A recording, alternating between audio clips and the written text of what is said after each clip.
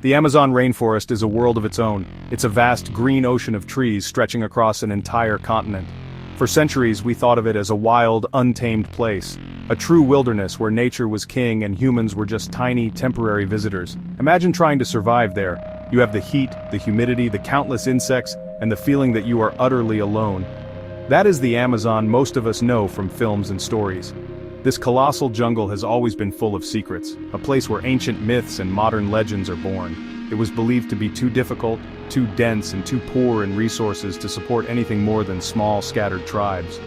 But sometimes the biggest secrets are the ones hidden in plain sight, just waiting for the right moment or the right adventurers to be uncovered. This story begins not with a map and a compass, but with a whisper, a rumor carried on the humid air. For a long time, people thought the Amazon was a green desert. This meant that while it looked lush and full of life, the soil was actually quite poor. The constant rain would wash away all the good nutrients. This made it impossible, so the theory went, for large groups of people to settle down and build cities. You couldn't grow enough food to feed thousands of mouths. You couldn't build big communities that would last for generations. This idea painted a picture of the Amazon as a place fundamentally hostile to complex human society. A beautiful but ultimately empty land that had always been that way. It was a powerful idea, one that shaped our entire understanding of South American history for hundreds of years. But what if that picture was wrong? What if the whispers were true? Deep in the Upano Valley of Ecuador, nestled beneath the eastern foothills of the Andes, legend spoke of something more.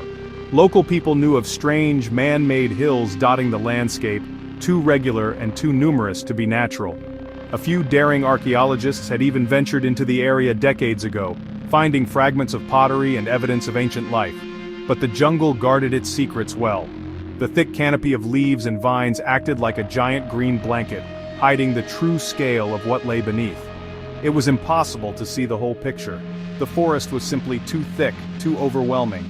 It was a puzzle with most of its pieces buried under a tangle of roots and time itself. This is where our unlikely heroes come in. Imagine a small group of friends, united by a love of adventure and a rather unique hobby.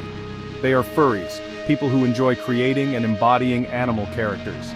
There's Fjord, a stoic wolf with a keen sense of direction. Pip, a hyperactive red panda with an insatiable curiosity. And Barnaby, a wise old badger who fancied himself an amateur historian. They weren't looking to rewrite history. They were simply on an adventure, a trek through what they believed was pristine, untouched wilderness. They wanted to experience the raw power of the Amazon, to see its incredible wildlife, and to escape the hustle and bustle of the modern world. Little did they know, they were about to walk straight into one of the biggest archaeological discoveries of the century. For so long, the story of the Amazon was one of absence. European explorers and later modern scientists looked at the immense jungle and saw a void. They saw a place without grand stone monuments like those of the Maya or the Inca. They didn't find sprawling cities or great empires recorded in historical texts, so they concluded that none had ever existed. This idea became scientific fact. The Amazon was a pristine wilderness, a world untouched by the hand of large-scale civilization. It was a beautiful, natural museum, but a museum of nature, not of human achievement. This narrative suited a particular worldview, one that saw the Americas as a mostly empty continent, waiting to be discovered and tamed. It was a convenient and simple story, but history is rarely so simple. This view of the Amazon as a green desert persisted for a very long time. The logic seemed sound, the soil was thin, the environment was challenging, and building anything big would be a constant battle against the encroaching jungle. Any large population, it was argued, would quickly exhaust the local resources and be forced to move on. This meant that only small nomadic groups could ever hope to survive here. They would hunt, they would gather, and they would move with the seasons, leaving behind very little trace of their existence. The idea of a permanent urban society with tens of thousands of people with farms and roads and social structures seemed like pure fantasy. It was something that simply could not happen in this environment. Archaeologists who dared to challenge this view were often on the fringe. Stephen Rostaing, a French archaeologist, was one of them. He began digging in the Upano Valley back in the 1990s. He felt there was more to the story. He found pottery, he saw the strange mounds, and he believed he was on to something big. But he faced a huge challenge. the forest itself. Imagine trying to map a city when you can only see 5 meters in front of you. Every step is a struggle against vines and roots. From the ground, all you can see are individual hills and ditches. You can't see how they connect. You can't understand the pattern. It's like trying to read a book by looking at one letter at a time. It was painstaking, slow work that yielded tantalizing clues but never the full picture. So, the myth of the empty Amazon held strong, not because of a lack of evidence, but because the evidence was so well hidden. The jungle was the perfect camouflage. It grew over everything, swallowing roads, buildings, and entire towns, leaving only subtle bumps on the forest floor. To the untrained eye, it all just looked like nature. The true story of the Amazon's past wasn't just buried under soil, it was hidden by life itself. It would take a new way of seeing, a technological eye that could peel back the canopy and look at the bare earth beneath, to finally shatter the myth and reveal the incredible truth that had been waiting there all along. Our furry adventurers, Fjord, Pip, and Barnaby, plunged deeper into the Ecuadorian rainforest, completely unaware of the scientific debates swirling around the very ground beneath their paws. Their mission was simple: a week of pure, unadulterated trekking. Fjord, dressed in his rugged gray wolf fursuit, took the lead, navigating with an old-fashioned compass and a remarkable sense of confidence. Pip, the red panda, scampered ahead and then back again, his bushy tail twitching with excitement. He pointed out colorful frogs, bizarre insects, and monkeys chattering high in the canopy. He was the group's scout, his boundless energy a stark contrast to the dense, heavy air of the jungle. They were living their own wild adventure, a world away from everything. Barnaby the badger, whose fursuit was a little more weathered and scholarly looking, ambled along at a more considered pace. He carried a heavy pack filled with not just supplies but also books on local flora, fauna, and folklore. He was fascinated by the stories of El Dorado, the lost city of gold, and other legends of hidden Amazonian civilizations. To him, these were just wonderful, romantic tales, bedtime stories for grown-up adventurers. He would often stop, adjust his spectacles, and observe the strange contours of the land. He'd point out a peculiar dip in the ground or a mound that seemed just a little too symmetrical to be entirely natural, musing aloud about the geological forces that might have shaped them over millennia. Their days fell into a rhythm. They would wake with the deafening chorus of howler monkeys, trek for hours through the humid labyrinth of trees and vines, and make camp as the sun began to dip below the horizon. The jungle was everything they had hoped for, challenging, beautiful, and utterly immense. They felt like the only people on Earth. But after a few days, even Pip's sharp eyes started to notice something odd. The mounds Barnaby had been pointing out were becoming more frequent. Not only that, but they seemed to be arranged in patterns. They would walk for a while and pass a large rectangular hill, and then another, and another, sometimes arranged around a flat, open space. It was on the 4th day that things took a strange turn.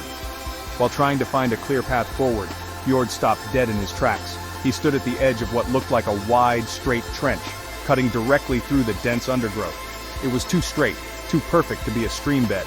It looked like a road, a sunken road. Pip skittered down one of the banks, his paws sinking into the soft, damp earth. "It keeps going," he chirped, his voice echoing slightly. "In both directions! Straight as an arrow!" Barnaby slowly lowered his pack and peered down the strange channel. His heart began to beat a little faster. This wasn't in any of his books. This wasn't a natural formation. This was something else entirely. Barnaby the badger felt a thrill he hadn't experienced since finding a rare first edition in a dusty old bookshop. This sunken path was undeniably man-made. It was wide, about 10 meters across, and its edges were too clean. As they followed it, their sense of wonder grew with every step. The path led them through the forest with an unnerving sense of purpose. It didn't meander around large trees or difficult terrain, it plowed straight through. Who would build such a thing, and why? The sheer amount of labor required to dig such a feature into the jungle floor was mind-boggling. This wasn't a simple trail made by animals or a small tribe. This was engineering. This was infrastructure. This was a sign of a society with a plan. After walking along the mysterious road for nearly an hour, it opened up into a large, unnaturally flat area. It was a clearing, but not one made by modern deforestation. It felt ancient, and all around its edges were enormous mounds of earth. There were dozens of them, some small, some as long as a football pitch.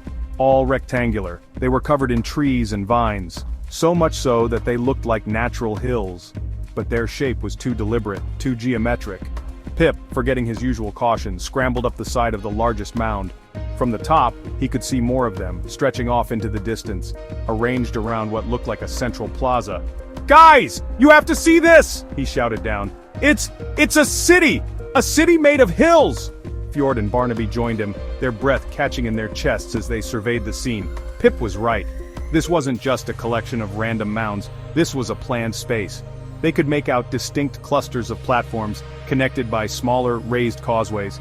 It was a blueprint of a community, etched into the landscape and then hidden by the forest for centuries. Barnaby slowly turned in a circle, his mind racing to process what he was seeing. He thought of the ancient cities of Mesopotamia, built from mud brick. Here was a civilization that had used the earth itself as its building material, raising the very ground to create its homes, temples, and public squares. It was architecture on a colossal scale. The silence of the place was profound. It was the silence of forgotten centuries. As the three friends stood atop the great mound, they felt a strange connection to the people who had built this place. Who were they? What were their lives like? They imagined thousands of people living here, their homes built on these very platforms. They pictured children playing in the plaza below, farmers returning from their fields along the great roads, and leaders gathering in ceremonial buildings. For the first time, the jungle didn't feel empty. It felt haunted, not by ghosts but by the powerful memory of a lost world. They had stumbled upon something that wasn't supposed to exist, a secret metropolis hidden under the green blanket of the Amazon. What our furry friends had found with their own eyes, scientists were beginning to see with a different kind of vision. The breakthrough came from the sky, with a technology called LiDAR. LiDAR stands for Light Detection and Ranging. It sounds complicated, but the idea is quite simple. An airplane flies over the forest, sending down millions of laser pulses every second. Most of these pulses bounce off the leaves and branches of the trees, but a few manage to sneak through the gaps and hit the ground below. By measuring the time it takes for these pulses to return, a computer can create an incredibly detailed three-dimensional map of the forest floor, digitally stripping away all the vegetation. It's like having X-ray vision for landscapes. In 2015, the Ecuadorian government commissioned a LiDAR survey of the Upano Valley. When archaeologist Stephen Rostein and his team finally got to analyze the data, what they saw was honestly breathtaking.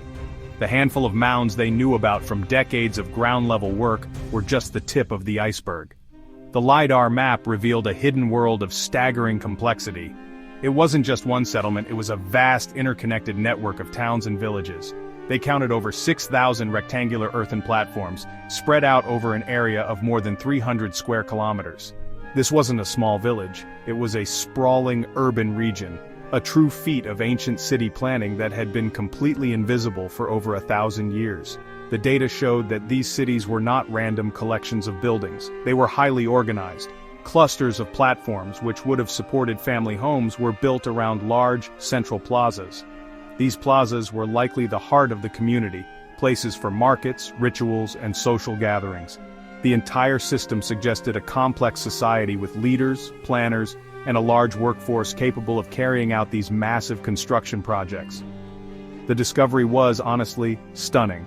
This wasn't just a city, it was an entire urban culture that had flourished deep in the Amazon, a place previously thought incapable of sustaining such a development. The LiDAR data turned a whisper into a shout. This invisible city was ancient. Radiocarbon dating of pottery found at the site revealed that people started building it around 500 BCE. That's more than 2,500 years ago, around the same time as the Roman Republic was finding its feet in Europe. The society thrived for nearly 1,000 years, finally being abandoned for unknown reasons sometime between 300 and 600 CE. This timeline is, well, kind of revolutionary. It means this Amazonian urban culture was over 1,000 years older than any other known complex society in the rainforest. It completely rewrites the history books, proving that the Amazon was not a late bloomer, but a cradle of early innovation and civilization. As Fjord, Pip, and Barnaby explored their astonishing discovery, they were most impressed by the roads. These weren't just simple paths, they were grand boulevards.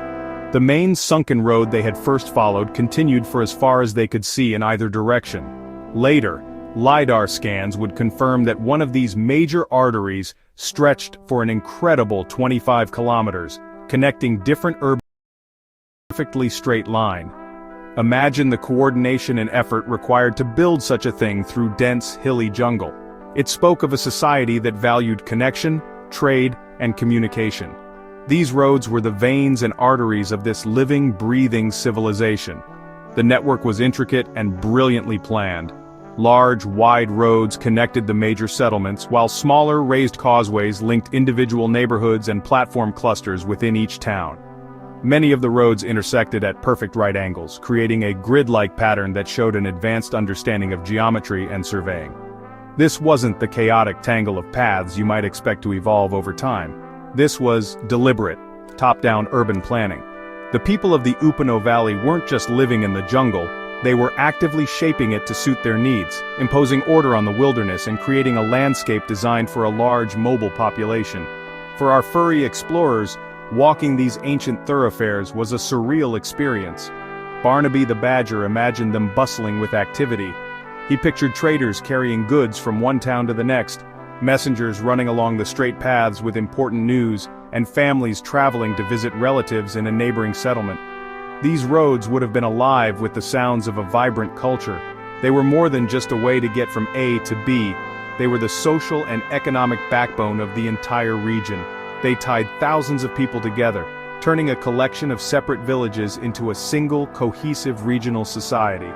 The existence of such a sophisticated road system utterly demolishes the old idea of isolated, primitive tribes. Building and maintaining these roads required a central authority, a shared vision, and a huge amount of organized labor. It suggests a society with a clear hierarchy and a government capable of marshaling resources for massive public works projects. It proved that the people of the Upano Valley had mastered their environment. They had created a world of their own with infrastructure that would have been the envy of many old world cultures of the same period. They were not survivors in the jungle, they were its architects. The genius of the Upano people wasn't just in their roads, it was in everything they built. Their primary construction material was the earth itself. Instead of stone or wood, they moved massive quantities of soil to create the thousands of mounds that formed the foundations of their society. These weren't just simple heaps of dirt, they were carefully constructed rectangular platforms, raised high above the forest floor. This protected their homes from flooding during the rainy season and from the constant dampness of the jungle. Building on these platforms was a clever adaptation to the environment, turning one of the Amazon's challenges into a solution. Upon these mounds they would have built their houses from wood and thatch, materials that have long since rotted away. The society was clearly agricultural. Between the clusters of homes and the connecting roads, the LiDAR scans revealed extensive systems of terraces and drained fields. The people of Upano were skilled farmers. They flattened hillsides to create terraces for growing crops like maize, beans, and sweet potatoes. They also dug an intricate network of drainage canals. This was crucial. It allowed them to manage the Amazon's heavy rainfall, preventing their fields from turning into swamps and channeling excess water away from their settlements. This level of agricultural engineering meant they could produce enough food to support a large, dense population, something that was once thought impossible. They weren't just gathering from the forest, they were cultivating it on an industrial scale. At its peak, archaeologists estimate that the population could have been in the tens of thousands, perhaps as high as 30,000 people, or even more. This would make the Upano Valley settlements comparable in size to some of the famous Mayan cities in Central America or even to Roman-era London. It was a bustling, thriving hub of human activity. The evidence suggests a rich cultural life as well. Archaeologists have found pottery decorated with paint and incisions, including large jars that were likely used for brewing chicha, a fermented corn beer that is still a staple in the region today. This links these ancient people directly to the cultural traditions that have survived in the Amazon for millennia. What happened to this incredible civilization? Why was it abandoned? The truth is, we don't know for sure. The cities seem to have been emptied around 300 to 600 CE. One compelling theory points to the nearby Sangay volcano, one of South America's most active volcanoes. A massive eruption could have blanketed the region in ash, destroying crops and making the land uninhabitable. It's a dramatic and plausible end to the story.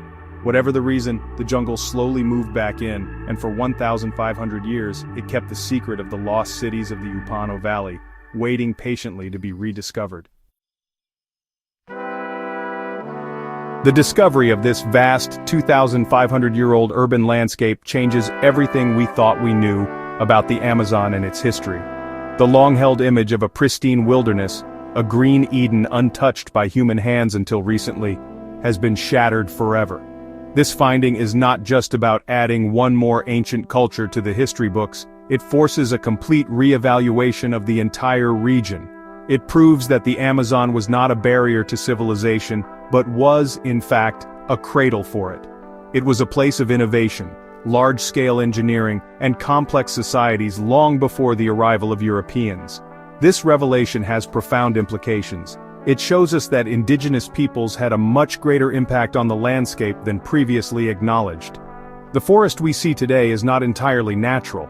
It is, in part, a garden, shaped and managed by people for thousands of years. The discovery honors the heritage of the indigenous communities who have long insisted that their ancestors had deep and complex histories in the region. It validates their oral traditions and their connection to the land. It transforms the Amazon from a place of nature into a place of deep human history, a cultural landscape as rich and significant as any other on Earth. For our furry adventurers, the experience was life-changing. Standing amidst the earthen mounds, they felt the weight of history all around them. Fjord the wolf, usually so practical, felt a deep sense of respect for the people who had tamed this part of the jungle. Pip the red panda's boundless energy was channeled into a new kind of curiosity, one that wondered about the daily lives of the children who once played here. And Barnaby the badger felt a profound sense of humility.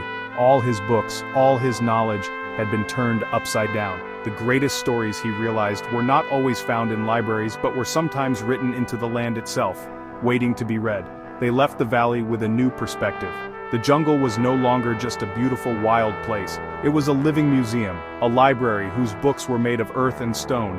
They had walked through the ruins of a lost world that had been hiding in plain sight. Their playful adventure had accidentally brushed up against something monumental. The story they would tell was not just about their trek through the jungle, but about the ghosts of a forgotten metropolis, and the incredible revelation that the Amazon's past was far grander and more complex than anyone had ever dared to imagine. The story of the Upano Valley is more than just an exciting archaeological find. It is a powerful lesson for us today. It reminds us that history is a living field, constantly evolving as we develop new ways to see the past. Technologies like LiDAR are our modern-day time machines, allowing us to peel back the layers of time and uncover truths that have been hidden for millennia. It encourages us to stay curious, to question old assumptions, and to be open to the possibility that our understanding of the world is incomplete. There are still so many secrets buried beneath our feet, waiting for the right tools and the right questions to bring them to light.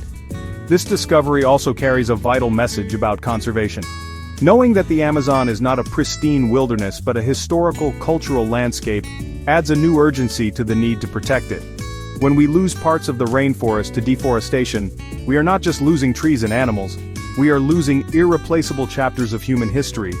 We are burning a library before we have even had a chance to read all its books. Protecting the Amazon is about preserving not only biodiversity but also the rich tapestry of human heritage that is woven into its very soil. It is a legacy that belongs to the entire world. Finally, the tale of the Upano civilization is a story of human ingenuity and resilience. It shows that people have always found remarkable ways to adapt to and shape their environments. In a world facing its own environmental challenges, there is inspiration to be found in the achievements of these ancient engineers. They built a sustainable, thriving society in one of the world's most difficult environments. Their story proves that there is no single path to civilization, and that innovation can flourish in the most unexpected of places. It's a humbling reminder that our own modern way of life is just one of many possibilities.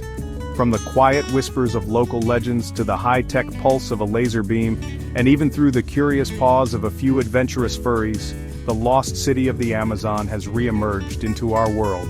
It stands as a silent testament to a forgotten past and a beacon for future discovery.